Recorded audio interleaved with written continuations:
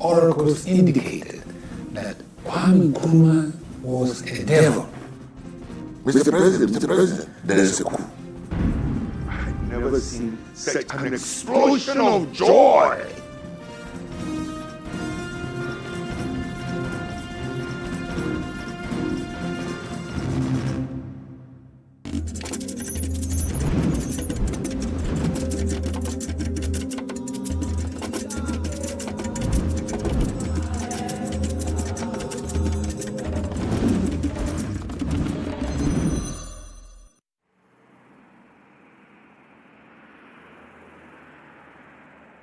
Accra, Ghana's capital city and the largest city in the country. The word Accra is believed to originate from the Akan word nkran, meaning ass.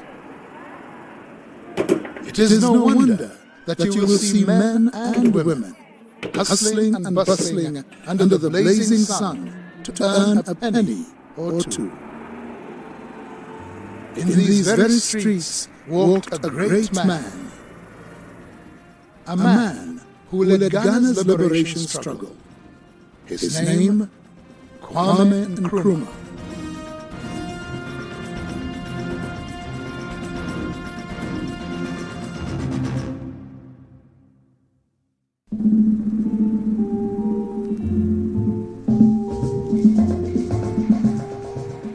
It was during his reign that Ghana made great developmental strides, like the building of the Tema Township, the Accra-Tema Motorway, Kwame Nkrumah University of Science and Technology, the Great Akosombo Dam, and of course, his key role in the formation of the Organization of African Union. With Kwame Nkrumah, beyond the borders of Ghana, he is hailed for his achievements. This decade is the decade of African independence. Forward then to independence. To independence now. Tomorrow, the United States of Africa. To him, African Union was a passion, and I think he's right. Look at what's happening in Africa now. Congo, the richest country, what's there now? A warlords all over with private enterprise from outside. They did what they like. I mean, and look at what has happened all Africa.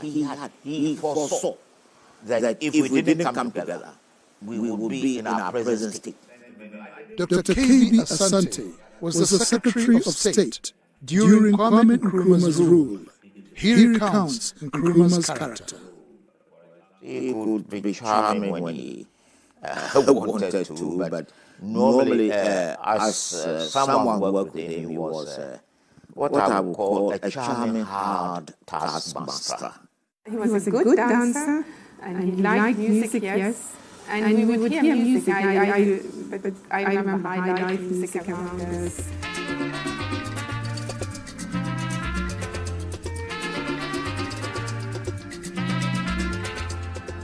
His smile was infectious.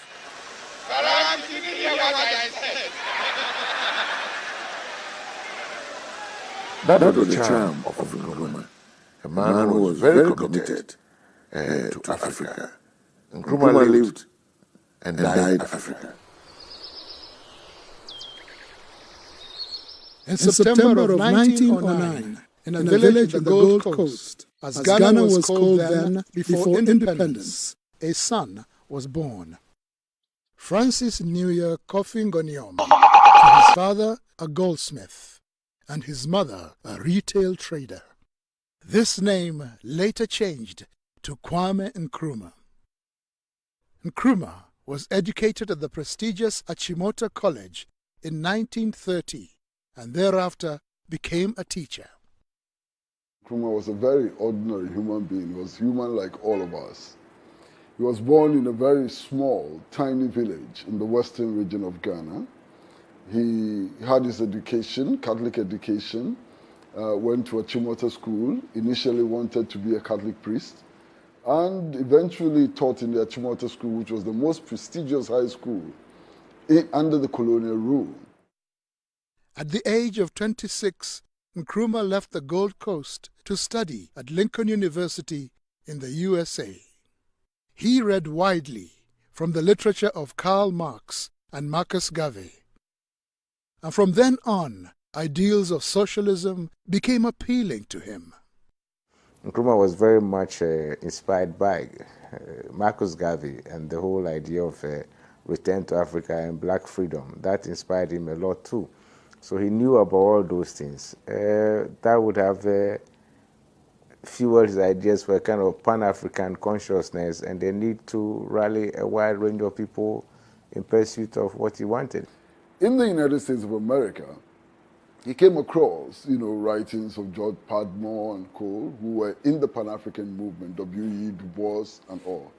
And eventually in 1945, he linked up with them in Manchester, United Kingdom, where they organized the 5th Pan-African Congress. And they decided to accelerate the struggle for liberation of Africa. As men of thought and action, they exerted great influence on the young Nkrumah. His ideas for the unity of all Africans later came to be known as Pan-Africanism.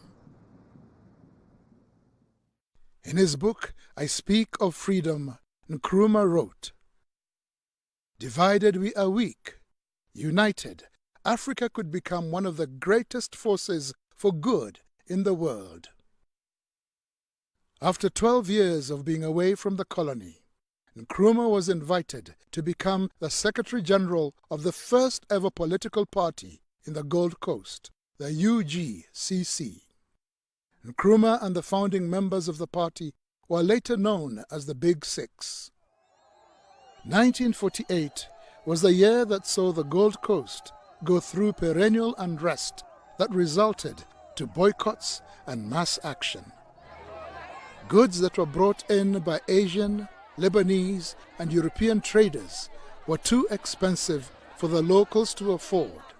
There was a boycott of British goods because people felt that the Association of West African Merchants, which included all the British and expatriate firms, had raised prices far beyond the capacity of Ghanaians. The colonial government blamed the leaders of the UGCC for stirring up trouble, and this led to the arrest of Dr. Nkrumah and the UGCC party members. They were imprisoned in James Fort and were charged with instigation, looting, and rioting. The imprisonment did not deter Nkrumah from his continued opposition against British rule. His arrest did not in any way dampen enthusiasm within the party that he had founded, largely because some of the activists remained outside the prison wall.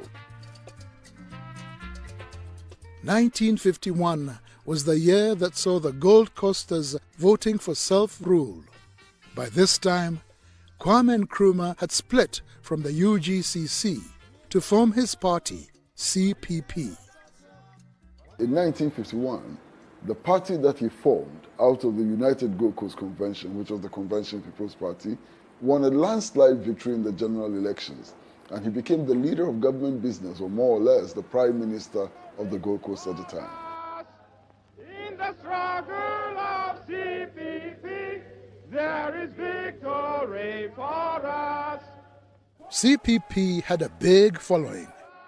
The youth particularly believed in Kwame Nkrumah and his ideologies and actively campaigned for his release. After the party's landslide victory, the pressure on the colonial government to free Nkrumah increased.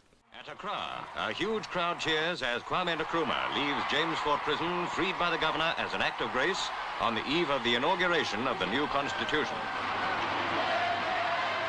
The British governor, Sir Charles Arden Clark, eventually recognized him as the Prime Minister. Between 1945 and 1965, a significant number of African countries gained independence from European colonial powers. Ghana became the first African country south of the Sahara to gain independence on 6th March 1957. When the Gold Coast successfully get your independence officially, Ghana is the name. Ghana, we wish to proclaim. We will be. That we are going to say that we create our own African personality and identity. We dedicate ourselves not only in the struggle to emancipate other countries in Africa. Our independence is meaningless unless it is linked up with total reflection of the African continent. Jerry Rawlings, a former head of state, remembers the mood of the time. We were playing football, and I could hear the siren, and everybody sort of stopped wherever they were, listening to the siren. But of course, I mean, not me.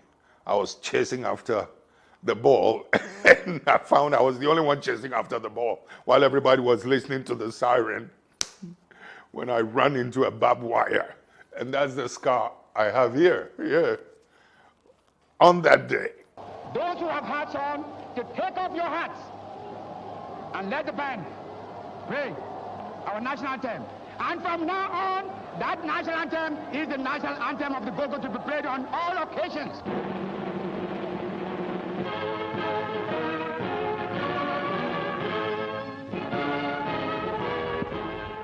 The mood was electrified. Everybody was seeing the dawn of a new beginning.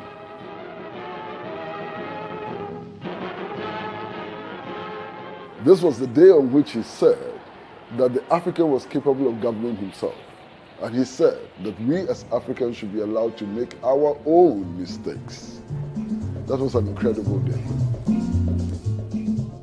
Its freedom served as an inspiration to other African countries struggling against colonial rule, and as a result, Ghana occupied a central role in the fight against imperialists.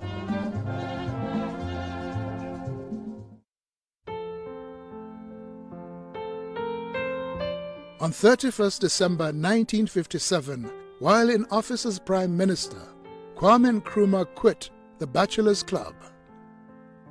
Fatia Ritz and Kwame Nkrumah became husband and wife a few hours after she landed in Accra from Egypt.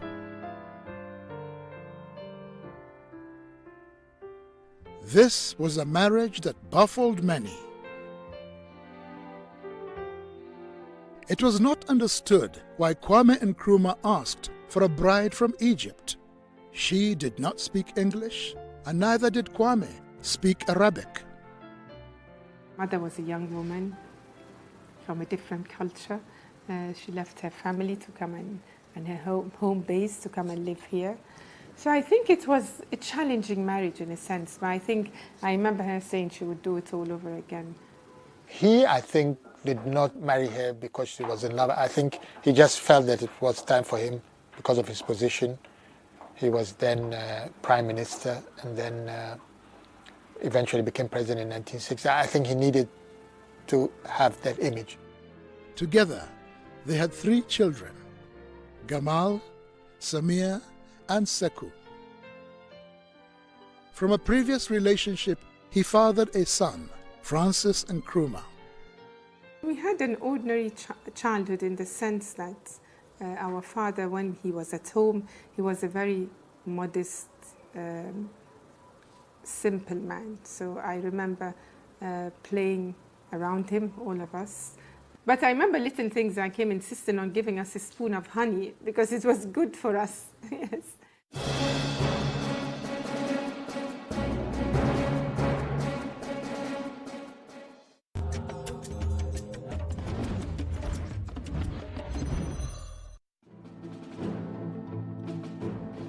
It wasn't long before that Kwame Nkrumah's regime started going through the mill. By declaring Ghana a one-party state, he was perceived as a dictator. So with a one-party system, everything became all Nkrumah, and that was wrong. But you see, that again is a total misunderstanding of African history. Almost all of the African states which broke away from the colonial yoke established one-party states. Do you think a one-party state is good for democracy? If it wasn't democracy, then they should have left us with their colonial masters. They did not force us. I waited one day when it was a good mood alone. Then I said, why do you want a one-party state? Then he said, you know, I've established so many industries and institutions, and I don't have enough competent people to man them. Many of the people who can do this are in the opposition. And that was why later I found the only way out was to have a one-party state. So we all belong. His predicament did not end there. He went ahead and implemented the Preventive Detention Act. This gave him power to detain anyone he deemed a threat without a trial. All his bills were passed through Parliament, even preventive detention bill. He didn't just get up and say, I, Kwame Nkrumah, from today, I'm having this law. No, he went through the process, went to Parliament, and Parliament passed the preventive detention bill. The elite in those days were against this dictatorial type of governance. And so the opposition to Kwame Nkrumah increased. How can the person who led us to struggle for the right to elect our own leaders become a dictator? The person who led us in struggle to assert our right as human beings become a dictator. Strange logic, strange definitions. It was his own people, his own government that gave him away because he was becoming a nuisance. As Nkrumah walked in the gardens of Flagstaff House, which served as his residence, he was the target of a failed assassination attempt. One day he was walking from his office, from his house to his office, and a policeman opened fire on him. What was it to do with that policeman? Give him a bouquet of flowers and kiss him on the cheeks for attempting to assassinate him? I don't understand these noises about dictatorship.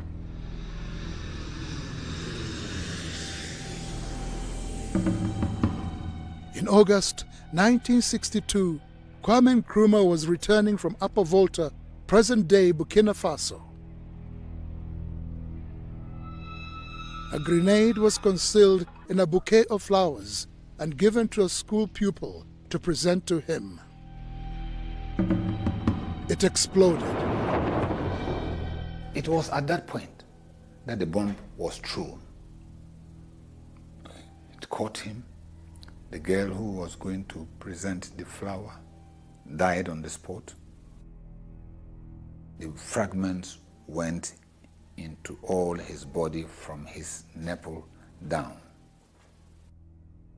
Alhaji Suleimana Yeremia was detained during Kwame Nkrumah's regime. He was accused of being behind the bombing. You in Ghana here just mentioned the bomb, and my name will be one. When you look at the trial, I was not alone. If it were you, what are you going to say? Do you take it or you leave it? At that point too, it was a matter of death. When you assign it to me, I would not accept it. But there is every indication that says that I was the one. Ghana's economic condition started to get bleak. Cocoa, its primary export, had started experiencing a decline in the world market. Unemployment was on the rise. The state enterprises that were established soon collapsed, and food prices increased. At one time, we had the highest per capita income in Africa. Ghana, for the first time, was rationing soup, milk, and other things that we were buying at the Accra Sports Stadium. That was not befitting of Ghana. Meanwhile, Nkrumah funded Guinea with £10 million from Ghana's coffers, making this the worst economic blunder of that time. Guinea had to be told that they have support. And all Africa should know that we are together, that we should help each other. So to me, it wasn't the amount of money, a symbolic gesture of great import. His efforts to rescue Guinea did not in any way repair his already damaged reputation with the people of Ghana. And what that meant was even the most trusted friend in his government could end up being a threat. We cannot, under any circumstances, allow imperialists and new colonialists to interlock with traitors in our midst to deflect us from the path of duty and progress. On the 21st of February 1966, President Kwame Nkrumah flew out of Accra on a plane bound for Hanoi, Vietnam. Ironically, he had gone on a peace mission, but in his own backyard, it was all but peaceful. 3 days later, on the morning of 24th February 1966, the self-proclaimed president for life, Osagyefo Kwame Nkrumah, was ousted in a military coup. The overthrow of Dr. Kwame Nkrumah. I'd never seen such an explosion of joy. We were in prison when we heard that Kwame Nkrumah was overthrown. Come and see in the prison. People were weeping because of joy. The prison was full. As for people who died there, you cannot count them. But they were weeping when they heard Kwame Nkrumah was overthrown. Oh, we remember the whole day, the whole event. As I said, I was a little over 5, so mercifully our father was not in town. He was out of the country. And we woke up at the sound of gunshots. Because of my age, I wasn't aware of what was going on. But she said I was then asking the soldiers who used to guard the presidential palace, that's Flagstaff House, why they were not saluting me on that morning. Because I was not aware of what was going on, that they were overthrowing Nkrumah. I remember Mother, the first thing she did, 2 things she did, in fact. One, she told us to pray. And we prayed. Remember, we knelt down and praying. When we finished, she said, okay, now even if they fire at you, nothing will happen to you. Ghana is passing through a revolutionary period. The Americans did not like Nkrumah because of the regime he was trying to implant in Ghana, which may encourage other African states to do the same, and also because of the help it was given to African countries to be that independent. I used to hear KB Asante talk about the CIA. Of course, it was not like the CIA just came and jumped in. No. So it didn't matter where the support came from. From the CPP, they were prepared to grab it. In Ghana, we have a proverb or a saying that when the bird stays too long on the tree, it invites a stone.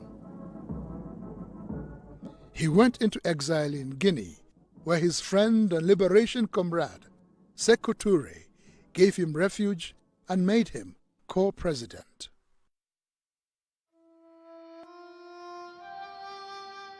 In April of 1972, Kwame Nkrumah drew his last breath in a hospital in Bucharest, Romania. Until he met his death, Kwame Nkrumah had survived 5 assassination attempts, and that is why the phrase, Kwame Nkrumah never dies, was coined.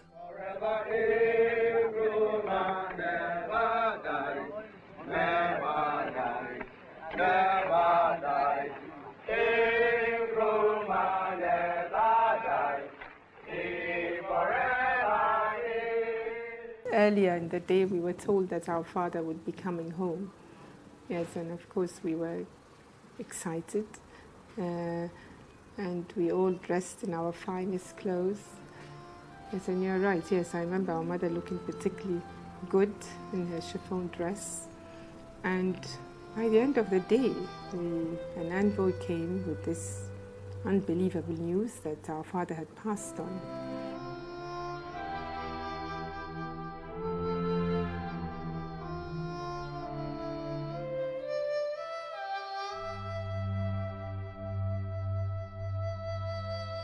So according to the records, he died of cancer. But a few people who were close to him in Guinea are also saying that he could have been poisoned. There was no reaction to his death. It is Amilcar Cabral who said that Nkrumah died out of a cancer of betrayal. And there was a lot of betrayal in Nkrumah's days. Qu'on ne vienne pas nous affirmer que Nkrumah est mort à cause d'un cancer de la gorge ou d'autres quelconques maladies. Non, Nkrumah a été tué par le cancer de la trahison. I, Robert Gabriel Mugabe, do swear. People who say Kwame Nkrumah is good and practicing his ideology, I would say Mugabe. Mugabe was grateful to Kwame Nkrumah. But look at Mugabe's style of government. Is it successful? That is the true Nkrumahist, a Pan-Africanist who believes in the true identity of the African. Yes, it's good. But practically,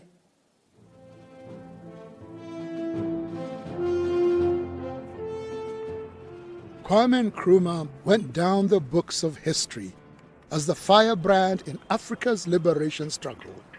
His vision for a United States of Africa continues to be realized. The reality is that they didn't stay on.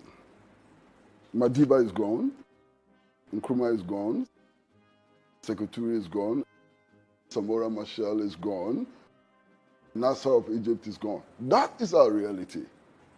Our task is to create a new core of leaders, visionary leaders, leaders who want to see Africa free, leaders who want to help Africans to develop confidence in themselves, in their culture, in the food they eat, in the way they dress, in the way they walk, and the way they talk.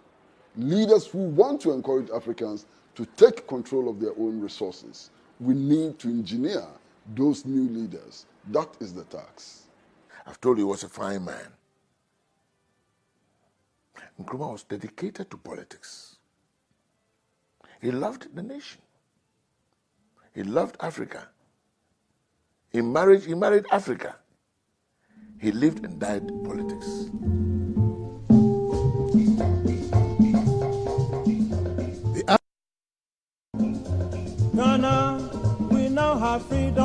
Africa wants a freedom. Africa must be free. Oracles indicated that Kwame Nkrumah was a devil. Mr. President, there is a coup. I've never seen such an explosion of joy